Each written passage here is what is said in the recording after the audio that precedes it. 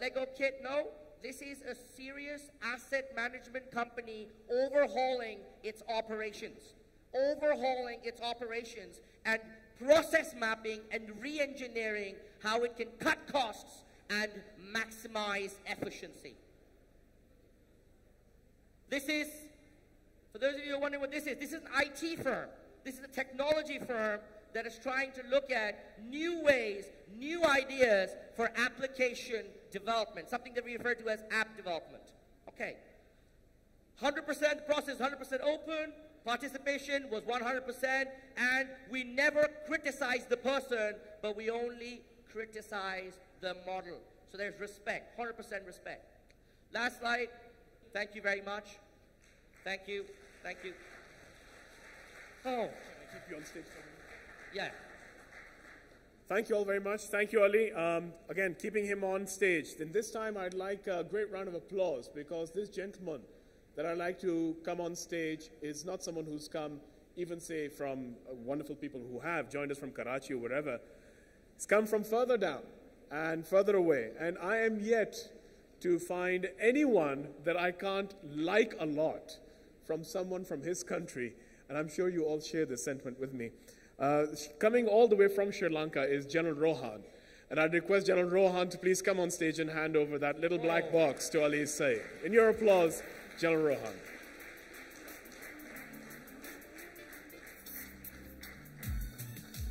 We meet again. Oh, thank you, sir. Thank you. And this is where you applaud.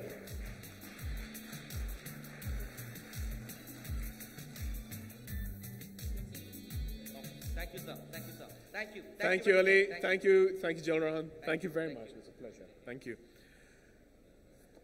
One particular sharing a scary statistic, if I may, just bringing back to reality. Very rightly said by Ali, all human beings are born as excellent creative thinkers. And a research proved that between the ages of 4 and 7, creative thinking plummets, and I mean it, 90%. Creative thinking plummets between the ages of 4 and 7. What happens between the ages of 4 and 7? Any ideas? We've all gone through it. Sorry? School, that's right. School happens between the ages of 4 and 7, and everyone starts telling you what is the way you should think. And all the time when you go through your college and university and jobs, then you come back to trainers and consultants like us and say, all right, pump in creative thinking again. We will go back, as I promised, to Dr. Tevi and see how the education sector is working, and that's something I want you to definitely wait and look forward to. But for the moment, I hope that you've been able to garnish some bit of creative thinking from this LSP. Now, moving on, I'd like to request one gentleman who has been quite really the armored core of this particular thing, and I do not mean it in any metaphor, in any other forms. I'd like you, without any further ado, please put your hands together for a gentleman who's really worked hard for all of this. Mr. Kanwer A, Saeed, to please come on stage and take on. Thank you. Thank you very much. Assalamu alaikum. And probably I don't know whether he was talking about my size or my work when he said armored core. PSHRM has been around for the last 23 years. And we have been successful, we have failed lots of times, and especially, and I'm standing over here and on behalf of the board I can say that we are late coming to Lahore. So today, after 23 years of journey, we stand here introducing PSHRM to the north of Pakistan. So before we formally launch our chapter and the structure we are launching over here, I would like to have a very quick introduction to the society. The society started in 2004, and it was started, and we have this first president over here, Mr. Iftikhar is here, and he's the first president. And it was started by some of the leading MNCs of that time. They worked hard, they brought, and then they started to have HR conferences. And then they started to have networking sessions. So I understand there's a chai or uske darmiyan hum khade hain. So I would like little attention, please. Okay, so in terms of our vision, and I'll go straight to the vision, our vision is to create excellence in the field of HR, and that's why we exist, right? And to do that, we have a structure. What we have been doing is we have HR conferences. Most of these HR conferences were in Karachi. Then we have a diploma offered through IBA. We have annual boot camp where we bring young people together in an outward bound environment. We have a leadership retreat, and we have lots of talks. That's what happens in Karachi. The structure of the current board is Jamal Nasser, who's the president. He is the head of HR of HBL. Then we have in the committee, the HR director from ICI, from Unilever, from Siemens, from Shan Foods, Haskell, and Geo Television. This is an elected body. I just wanted to let you know it's a member society registered under the Societies Act. And as you have seen, we have offered membership right now to the individuals and the organizations, because once we have the memberships, then the responsibility of running the society passes on to you, because this is an elected board.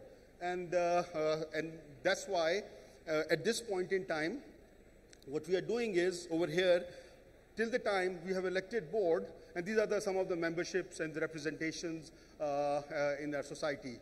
And as part of this, what we have done is that we have gone international, and when I say international, we have affiliated with Asia Pacific Federation of Human Resource Management, and through that, we have our friends from Sri Lanka, they are attending the conference, and similarly, the different HR representative over here will attend the conferences in different countries. That is not just one thing. This gives us representation in the World Federation of Human Resource Societies. So that's now opening our window towards outside world. We are not being constrained just over here. At this, recently, we got the full membership, and Iman Omar was there representing Pakistan, and she's also the lead of HR capability building. So I'll invite Iman to come over and introduce some of the stuff.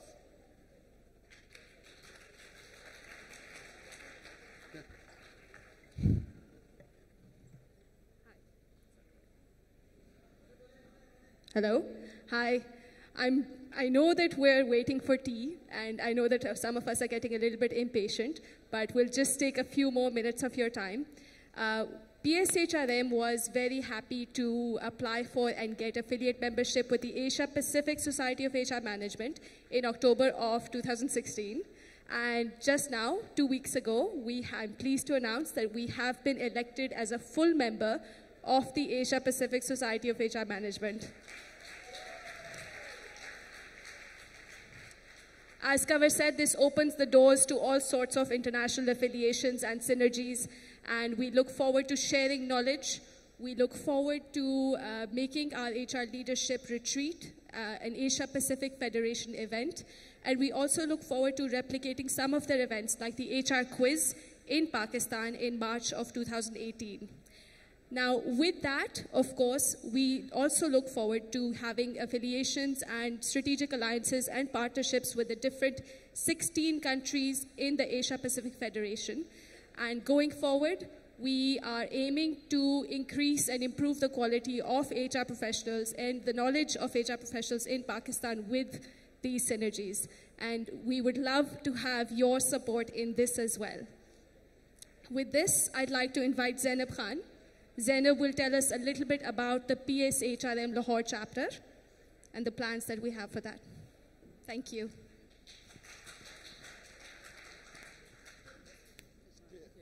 Hello, is this working? Hi Lahore, I know we're behind time, so I'm also going to hurry through this. But I do have some things to say.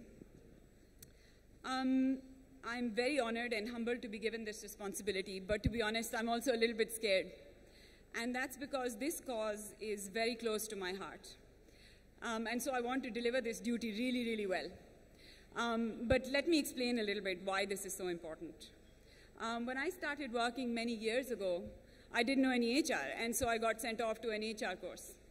And through that, I became part of a group of wonderful HR people, some of whom are actually here today, who taught me what it means to teach others.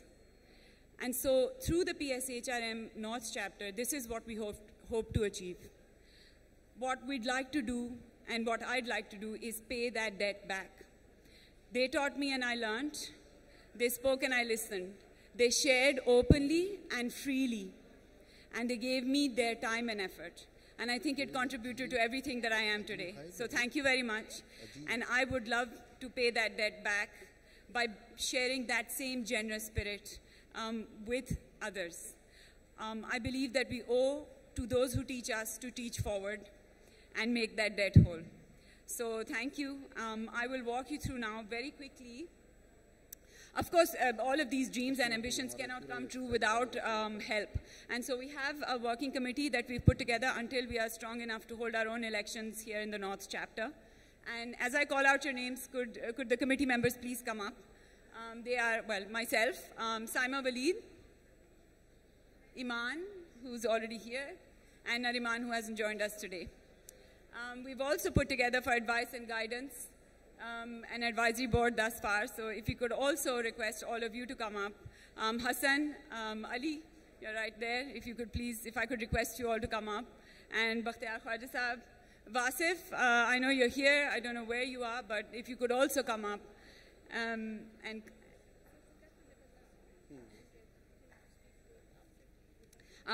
again, due to the shortness of time, I'm going to move forward with our program today. But if you can all sort of line up here in front for everyone to see who to approach, I do want to request that this is an opportunity, Lahore, to do something really great. It's an opportunity to do something bigger than ourselves. And so I want to enlist each one of you to help support others and help them grow. And these are the people who you need to contact to do that. So unabashedly, I'm saying, please join our membership today before you leave. We have a stall outside, and there's all the relevant paperwork that you need to do. Thank you very much. I'd now like to invite our various board members who have flown in from all over the country to join us. Shahzad Saab, if I can have you up here. Nokhez Saab, I know you're here. If you can also join us, Zulfikar Saab and Miraj Saab. If you could all join us up so we can all show our firm commitment to the North chapter and to its growth. Please, Ayudi. And then, of course, most importantly, if I can invite our chief guest for the day, Dr. Mosaddegh Malik, spokesman to the Prime Minister, if we can have you up here, Ji, to help us inaugurate the North chapter, and then also let us have your views. Thank you very much. Can I try to put it over here without spoiling your jacket?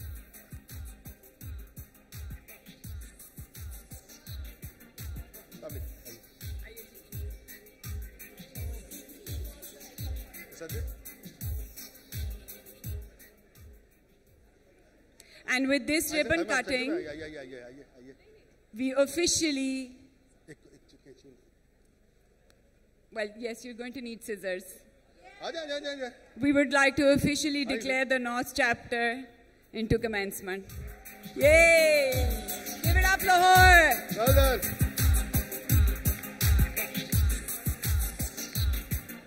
Thank you, everyone.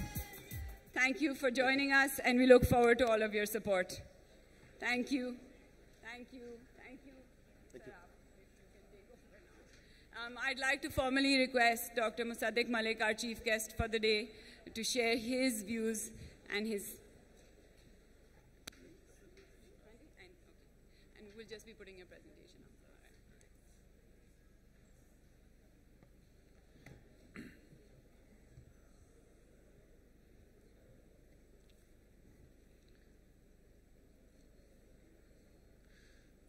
Thank you very much, ladies and gentlemen. It's a great privilege to be here. I was just sitting here totally decaffeinated when I heard this very young lady say, "Oh, my team is a bunch of youths out there." And I looked at her and I said, "Oh my God, where am I at? A young lady identifying some youth sitting in some corner." And I thought she was young. And that got me thinking. That got me thinking that people who are joining the workforce today, they would be retiring probably when? In 2060? So 2060 is when most of you who are joining the workforce today are going to be retiring. We have no idea what 2020 is going to look like. We have no idea what 2025 is going to look like. So how are we going to build the competencies and the skills and the human capital that is required to move forward? To move forward into 2060. The only way I could think of doing this was to think about this program that I used to see when I was very young. How many of you have seen Star Trek? Not you, you can. Yes, you probably have. I'm talking about Star Trek 1. I'm talking about the black and white Star Trek. I'm talking about Spock and Captain Kirk. So I'm talking about that time when we were young, and frankly, I didn't even know English. And we would all, brothers, rush to this black and white, ugly-looking, thick television, not knowing the language, totally captured by this little magic in this little program called Star Trek. And what do you guys remember from Star Trek? Anyone? Anyone my age? What do you remember from Star Trek? Anyone? Any volunteers? Beam me, Scotty. Remember? You remember that transponder? Yes. And what else do you remember? Exactly. Space, the ultimate frontier, where no man would dare to go. And before the Star Trek Season 2 was over, nearly everything that was in Star Trek had become a reality. Near about everything. That little transponder that they used to call to say, "Beam me, Scotty." It became the first generation of cell phones. And I remember I was very young, and Mir Shakilur Rahman in his metallic blue Mercedes used to come to Liberty Market, and his servant would carry a huge box, and he would have a cell phone the size of a brick. And he wanted to make sure that every girl in town from Kanwer College knew that he was carrying a cell phone. And you know, everything else that you could think of, that little button that they pressed, which gave them coffee, became the first generation of microwave. Spock, Mr. Spock, who I believe was a hybrid of Vulcans and humans, became Dolly the sheep. And for the past 20 years, we've been expressing human monoclonal antibodies in the ovary lines of rats and mice, and growing them, trying to grow them into corn, and only God knows what else. And space, the ultimate frontier. What is that guy's name? Bronson, who has Virgin Atlantic? For $1 million now, you can take your family into the space. So much for that ultimate frontier. Mia Mansha can take his entire family into space. Because more than $1 million is what a lot of these corporations and people contribute to our campaigns. So much for the magic. Space, the ultimate frontier. And the only thing that has not happened from Star Trek, ladies and gentlemen, is Beam Me Scotty. Mass transfer. And all of these labs at Stanford and MIT, they're busy trying to beam Scotty up. And very soon, you'd be beamed. It's only a matter of time. This is the power of imagination. This magic is the future that you're walking. This is 2060 that I was talking about. So 2060 is going to be anything but the linear projection of the present. And all of these skills and competencies that you're building right now, and you're talking about right now at this conference, they're already dated. So the fundamental question is, are you ready for that future that you haven't seen? Are you ready for those competencies and skills that you haven't imagined? And that basically is a gift that I'm hoping this society, this association is going to provide the younger people who are entering the workforce now. I'm not just giving you examples from the past. I'm not just talking about Star Trek. Let me give you the examples of Pakistan. If I gave you the Pakistan of the 1960s, that distant legalistic Pakistan that Jinnah Saab envisioned, the proper Pakistan, where everyone, even the thugs, when they spoke, they said, "Friends, Romans, countrymen, lend me your ears." Could you have imagined the 1970s? Could you have imagined that one day Mr. Bhutto would stand on a train and tear open his shirt and throw his buttons at people and say, "When I get to the presidency, bring me these buttons and I won't disappoint you"? Could you have imagined that conversation between the state and its people? Could you have imagined him standing in Gaddafi Stadium and using curse word for sarmayadars and then saying, "Kaat do, kaat do, kaat do"? This conversation between the state and its people was not possible in the 1960s. Everything changed. The modes of production changed through nationalizations. The modes of distribution changed through depots. Your clothes changed. Who could have imagined that their gracious Uncle Taya Jan would wear a blue-colored or a pink-colored shalwar kameez? Who could have imagined that? There were only 3 colors that men could wear before that. There was white, there was grey militia, and if you were really, really flamboyant, at best you could wear that silk boski color. And then all of a sudden, colors you see on men. Oh my God, and did you see some colors? Really odd and awkward ones, but colors. Even our national anthem changed. The Farsi national, almost Farsi national anthem that you have, started to give way to Jeeve Jeeve Pakistan and Soni Dharti Allah Rakhe. No one could have. If I gave you the 1960s, there was no possibility for you to imagine the 1970s. Roti, kapda, makan, all of the idioms of violation. Mazdoor, kisan, khoon, pasina. And if I gave you the Pakistan of the 1970s, there is no way you could have imagined the Pakistan of the 1980s. No way. Chadar, Char Diwari, Tahaffuz, Islam, all idioms of containment.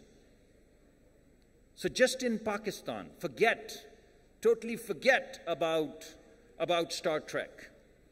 Just in Pakistan alone, if I had given you the 60s, you couldn't have predicted 70s. If I had given you the 70s, you couldn't have predicted the 80s and 90s. So much for the continuity.